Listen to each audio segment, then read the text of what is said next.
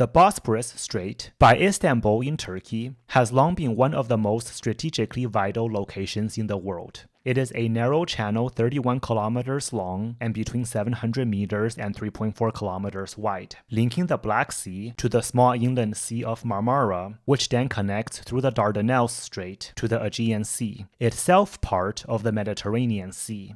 Together, the Bosporus, the Sea of Marmara, and the Dardanelles are known as the Turkish Straits, although the Bosporus is by far the most critical. But what is it that makes this narrow waterway so important? The familiar answers come first. It is the closest crossing between Europe and Asia, it is Russia's only naval exit from the Black Sea to the Mediterranean, and it sits near the Middle East and major energy routes. All true, all significant, yet none explain why the Bosporus matters at the deepest level. We also hear how Istanbul, and before it, Constantinople and Byzantium, has sat on high ground overlooking the water. This matters, yes, but only because of its position on the strait. So again, why here? To answer, we need to zoom out, not just centuries or millennia, but 250 million years, to when the Earth's continents were fused into the supercontinent Pangaea. Had humans lived on Pangaea, geopolitics would have been simple. Most habitable lands lay along the coasts, while the vast interior was arid and barren. Rival groups could simply march or sail along the shoreline to reach one another. In such a world, Istanbul would have been just another point on the coast, with no special importance. But Pangaea did not last. It broke apart, and we are still living with the geopolitical consequences of that breakup. The breakup from Pangaea to today's world is complex, but at the risk of making geologists very, very angry, we can simplify it into three big processes: a north-south split, an east-west split, and the closing of the Tethys Ocean. Around 200 million years ago, Pangaea split into two halves, Laurasia in the north and Gondwana in the south, separated by the new Tethys Ocean. At the same time, an east-west split began pulling North America away from Laurasia and South America from Gondwana, a process that continues today with the widening Atlantic Ocean. The rest of Laurasia, which included Europe, Siberia, and China, has stayed together to this day. Gondwana, on the other hand, continued to break apart. Australia and Antarctica drifted southeast. The Indian subcontinent sailed north across the Tethys Ocean and collided with Asia. Arabia moved north, uplifting Anatolia and Iran, while Africa drove into Europe. These collisions eventually erased the Tethys Ocean, leaving the Indian Ocean as its successor and the Mediterranean, Black, and Caspian Seas as scattered remnants. And the story is not over. Even today, Africa continues to split along the Great African Rift Valley, slowly creating a new continent millions of years in the future. The collision of Africa into Europe raised the Alps in a process known as the Alpine orogeny. Orogeny meaning mountain building. But in a broader sense, the Alpine orogeny refers not only to the Alps, but to the vast chain of mountains created by the closing of the Tethys Ocean. From west to east, this includes the Pyrenees, Alps, Carpathians, and Balkan Mountains in Europe, the mountains of Anatolia, the Caucasus, and Iran in Asia, and farther still, the Great Central Asian ranges, including the Hindu Kush, Pamirs, and Himalayas, culminating in the mountains of Indochina and the spine of the Malay Peninsula. Collectively, this is the Alpide Belt, stretching almost unbroken from Spain to Malaysia. For millennia, the Alpide Belt has stood as an immense barrier to movement, except at one point, the Bosporus, the only direct sea lane that cuts through it. At the far ends of the belt, in places like Spain or India, ships could simply sail around. But across the vast middle stretch, the Bosporus provided the most direct passage through this wall of mountains. The ancient Greeks were some of the first to leave written records about this waterway. The mythical city of Troy was said to stand at the entrance of the Hellespont. Today's Dardanelles Strait, a secondary passage in the same system as the Bosporus. In another myth, the heroes Jason and the Argonauts sailed from the Aegean up the Hellespont, across the Sea of Marmara, and through the Bosporus into the Black Sea in search of the Golden Fleece, likely symbolizing the wealth Greek traders sought there. In time, the Greeks colonized nearly the entire Black Sea coast, founding Chalcedon and Byzantium on opposite sides of the Bosporus. Chalcedon, on the Asian shore, came first, but when an oracle told later settlers to build their city opposite the blind, they only understood once they reached the strait, since the far more defensible European side remained unoccupied. Beyond Chalcedon and Byzantium, the Greeks planted colonies all along the Hellespont and the Sea of Marmara. By the mid-400s BC, Athens had secured dominance over the Aegean Sea and the Bosporus-Marmara-Hellespont system, effectively controlling all trade into and out of the Black Sea. For Athens, one commodity mattered above all: grain. The agriculturally poor Greek homeland depended on grain imports, often from Egypt, Sicily, and southern Italy, all closer and more developed than the Black Sea. Yet the Black Sea offered Athens something those other sources could not: exclusivity. The Bosporus, Marmara, Hellespont system, cutting through the Alpine belt, acted as a powerful force multiplier, allowing Athens to monopolize an entire basin at relatively little cost. This became the Athenian Empire's lifeline during the Peloponnesian War against Sparta, which dragged on for over a quarter century. When Sparta finally seized the straits in 405 BCE after the Battle of Aegospotami, the war was effectively over.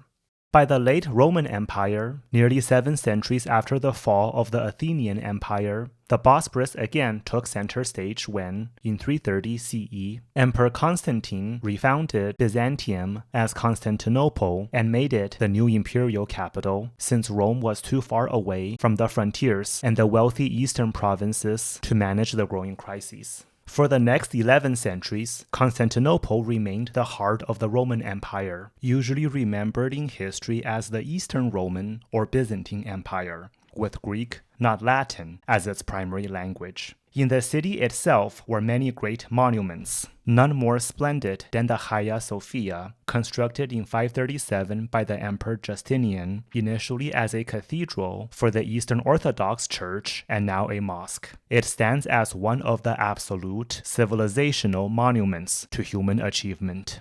Constantinople was incredibly well fortified. It sat at the tip of an isthmus, its landward side defended by the massive Theodosian walls, its northern flank shielded by the Golden Horn, a deep natural harbor that could be sealed with chains, and its seaward approaches protected by cliffs and strong currents that made amphibious assaults nearly impossible. But these defenses were only a small part of the Bosporus, Marmara, Hellespont system, which can be imagined as a double-gated fortress, the 2 narrow straits as gates, with the inland Sea of Marmara as a sheltered courtyard in between. On the Asian shore, mountains pressed tight against the water, leaving only small fertile valleys.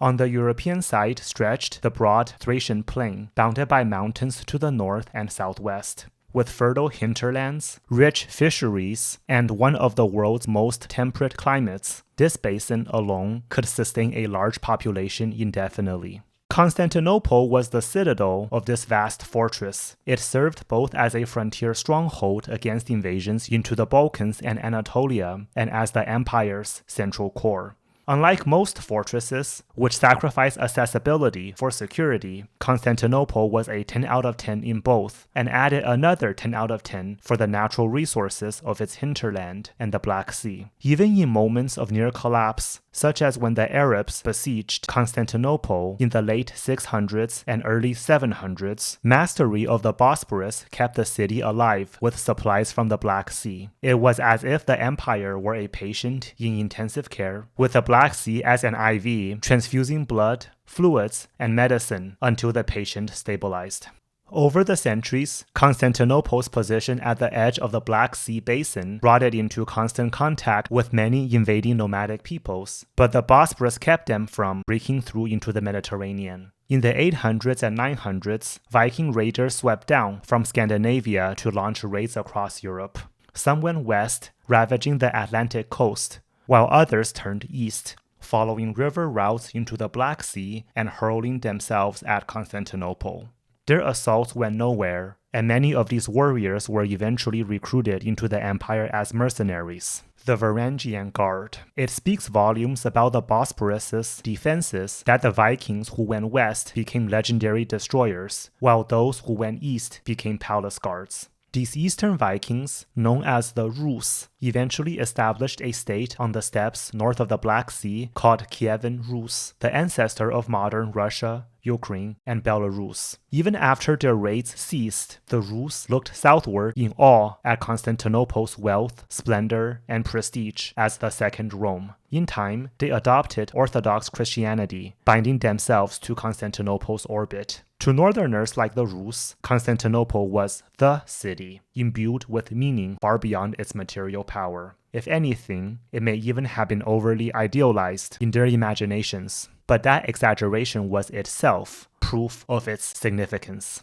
In 1453, the Roman Empire fell to the Ottoman Turks, who made Constantinople their capital and proclaimed themselves heirs to Rome. Over time, the rising Russian state began promoting itself as the Third Rome, the protector of the Eastern Orthodox Church. For Russia, Constantinople was the ultimate prize, both geopolitical and spiritual. From 1568 to 1918, Russia and the Ottomans fought 12 wars, one of the longest-running rivalries in history.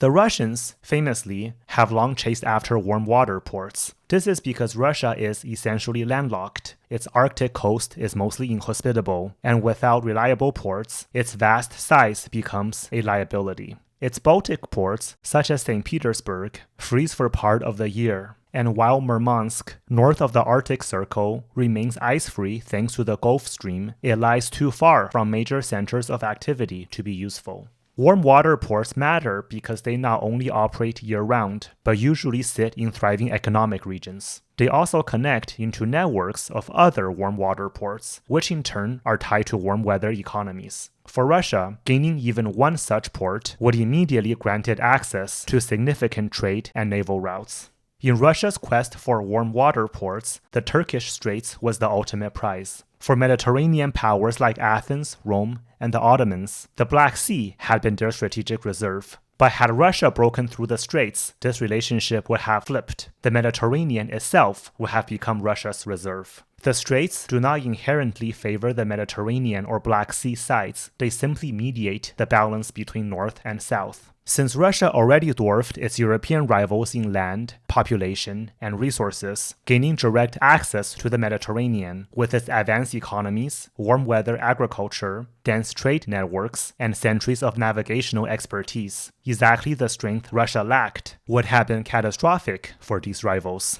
European history from 1815, after Napoleon's defeat, to 1918, the end of World War I, was dominated by 5 great powers: Britain, France, Prussia, later the German Empire, Austria-Hungary, and Russia. It is useful to view them in relation to the Alpide belt. Russia and Germany were clearly North Alpide, while Austria-Hungary and France straddled the Alpide belt. And Britain, geographically it might seem North Alpide, but in the 19th century its foremost priority was keeping the route to India open via the Mediterranean and the Suez Canal. In this sense, Britain's geopolitical focus was firmly South Alpide. During these 100 years, the great powers formed and dissolved alliances in every imaginable combination. But 2 rivalries remained constant. One was between France and Germany for dominance in Europe's core, and the other was between Britain and Russia, likely the 2 strongest powers of the century, for dominance across Europe and Asia in a geopolitical duel known as the Great Game. In Asia, Britain sought to keep Russia away from India and the Indian Ocean, in Europe to prevent a Russian breakout through the straits into the Mediterranean. Time and again, Britain, often with French support, shored up the crumbling Ottomans to deny Russia this prize, such as during the Crimean War from 1853 to 1856. For much of the century, Britain leaned toward Germany to counterbalance Russia and, to a lesser extent, France. But by the early 1900s, Germany's rapid rise and Kaiser Wilhelm II's aggressive policies including his naval race with Britain to build dreadnoughts, the new super warships of the day, directly threatened British interests, making a realignment inevitable. Britain moved closer to its old rivals, Russia and France, while Germany turned to Austria-Hungary and Italy. In the Mediterranean, neither Austria-Hungary nor Italy posed a real threat to Britain. The Austro-Hungarian navy was weak, and Italy was a half-hearted German ally at best. The balance shifted only when the Ottomans leaned toward Germany, most dramatically with the proposed Berlin to Baghdad railway. On the surface, it was just a railroad, but in reality, it promised Germany access to vital resources, especially Middle Eastern oil, and a route to project power down the Danube River into the Black Sea. In effect, the Germans sought to become 20th century Varangians, using the same corridor as the Vikings once did to reach the Mediterranean. Picture the view from a nervous British planner's desk in 1913. What if Germany and the Ottomans truly integrated? Sure, the British Royal Navy would still dominate on the open seas, but the Bosporus was different. Germany could, in theory, build dreadnoughts in the safety of the Black Sea, strike the Royal Navy out of the Dardanelles, and then retreat behind the twin fortresses of the Straits. Suddenly, even the Royal Navy might not be enough. During World War I, Britain and France launched the Gallipoli campaign in 1915 at the Dardanelles, aiming both to neutralize Ottoman threats against their shipping and to open a supply line to Russia. The campaign was a disaster. Russia remained isolated and was out of the war by early 1918. The war ended with Germany defeated and the Ottoman Empire dissolved, eventually replaced by the Republic of Turkey. The victorious Allies tried to declare the Straits international waters, but that plan collapsed, thanks both to Turkey's success in its War of Independence and to the fact that the Straits were too valuable for any of the victors to allow one another to control directly. Constantinople, now renamed Istanbul, remains Turkish to this day. Variations of the name Istanbul were already in popular use during the Eastern Roman Empire, and the change was officially adopted in 1930. Even as the European great powers, exhausted by World War I and later World War II, faded from their global dominance, the Bosporus and the rest of the Turkish Straits remained crucial through the 20th century and into the present. It stood at the center of Cold War tensions between the United States and the Soviet Union, and now again looms as a political flashpoint in regional conflicts. But to grasp why it has mattered so deeply over the last 100 years, we need to step back once more into deep geological time. 50 million years ago, while the Alpine orogeny was slowly closing the Tethys Ocean, much of what is now Central Asia, the Middle East, and Eastern Europe lay beneath a shallow sea. Had humans lived there, geopolitics would have centered on maritime powers battling and trading across a vast archipelago stretching thousands of kilometers. In such a world, Istanbul would have been just another point along one of many islands with no particular significance. As the mountains rose, the northern edge of the Tethys Ocean became cut off, creating a vast inland body of water known as the Paratethys Ocean. Over time, river valleys carved their way through the rising highlands, perhaps forming the earliest channels that will one day become the Bosporus and the Dardanelles. For millions of years, the Mediterranean and the Paratethys shifted between connection and separation, joined when global sea levels were high, cut off when they were low. As continental uplift continued, the Paratethys gradually shrank, leaving the Black Sea and the Caspian Sea as its two primary remnants. According to one still debated theory, the Black Sea was isolated from the Mediterranean throughout the last ice age when sea levels were far below those of today. Then, about 8,000 years ago, as the seas rose, Mediterranean waters may have breached the Bosporus, surging into the basin in a catastrophic flood. Perhaps the origin of stories about great floods preserved across many ancient civilizations. Although only the Black and Caspian Seas remain of the Paratethys, its ancient margins can still be traced on a topographical map. They run from the Pannonian Basin in Central and Eastern Europe, across the narrow land bridge between the Black and Caspian Seas, and onward to the Great Depression of Central Asia. For much of recorded history, this vast zone has been dominated by nomads, whose movements have often been likened to pirates sailing across an open sea.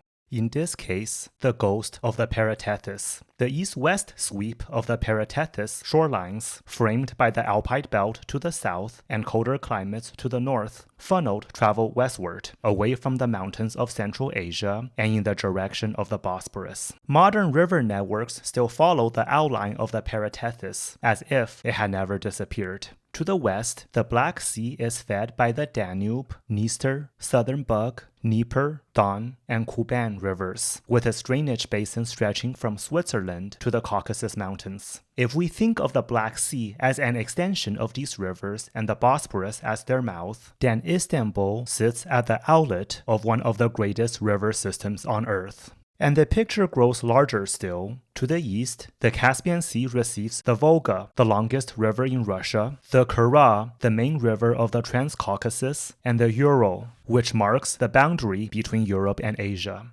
Even farther to the east, the Aral Sea has all but vanished, yet its two main rivers, the Amudarya and the Sir-Darya, remain the lifeblood of Central Asia, just as they have been since antiquity.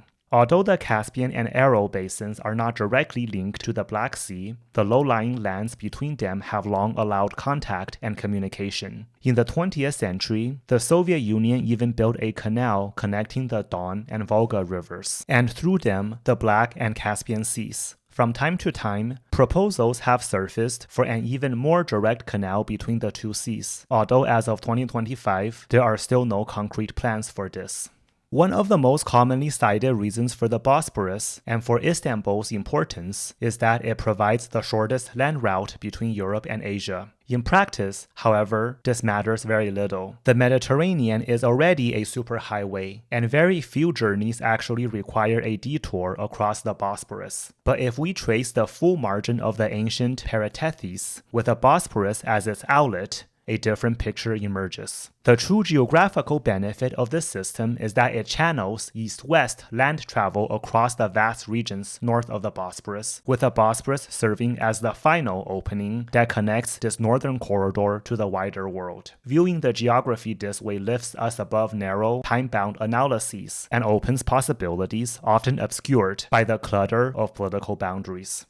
Consider two examples. First, picture yourself as a late 19th century traveler sailing from Bombay in British India to Oslo in Sweden. The obvious route would run through the Suez Canal, across the Mediterranean, and then up the Atlantic into the North Sea. But a more direct option, if the infrastructure were to exist, would be to pass through the Bosporus to Odessa in the Russian Empire, then cross the Eastern European plain to the Baltic before continuing on to Oslo. The straight line distance from Odessa to the Baltic is just over 1,000 kilometers. In theory, an easy train ride or river voyage. Yet because we instinctively overlay political maps onto geography, it is easy to forget that such a route could even exist. Now take another case. You are a planner in the Soviet Union in the 1970s, tasked with sending 100,000 tons of cotton from Tashkent in Central Asia to Pakistan. Why? No particular reason. On paper, the most direct route would be southward through Afghanistan, but the Hindu Kush makes doing so prohibitively expensive. A far cheaper option is to load the cotton onto trains bound west to the Black Sea, then ship it around the Bosporus and through the Suez Canal to Pakistan.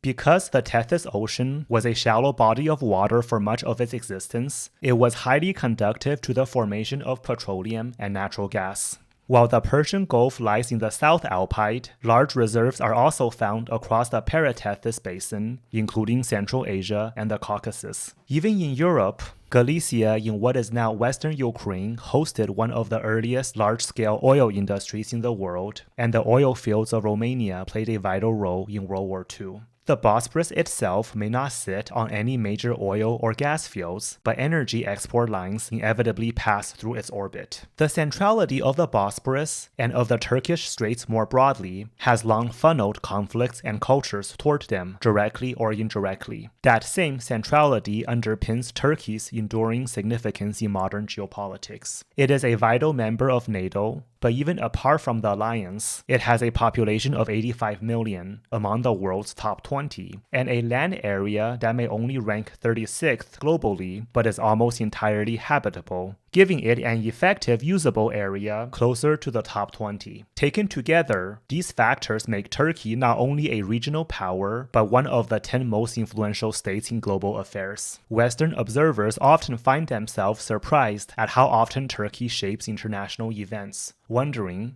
how did Turkey get involved here?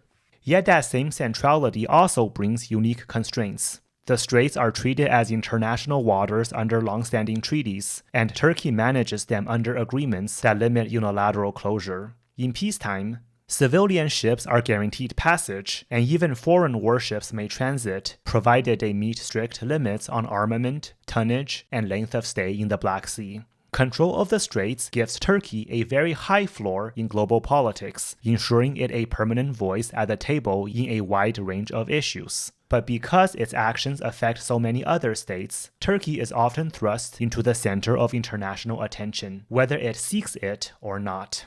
Although the Bosporus still plays a vital role in modern politics, it has gradually lost some of the central importance it once held. As we've seen throughout this video, the straits matter most when powers in Europe and Asia had to engage directly, especially along the north-south axis of the Alpide belt. But after the two world wars, those traditional European rivalries gave way to a global contest between the United States and the Soviet Union, which confronted one another across many other frontiers, often far beyond the Europe-Asia core. With the advent of aircraft and missiles, even the Arctic became a front line, turning places like Greenland and the Bering Strait, once almost irrelevant, into strategic flashpoints. Meanwhile, choke points such as the Straits of Hormuz and Malacca rose in importance for global trade. Together, these new theaters diluted the singular weight the Bosporus had once carried. Looking ahead into the 21st century, the Bosporus will remain important, but its role will likely be further diluted.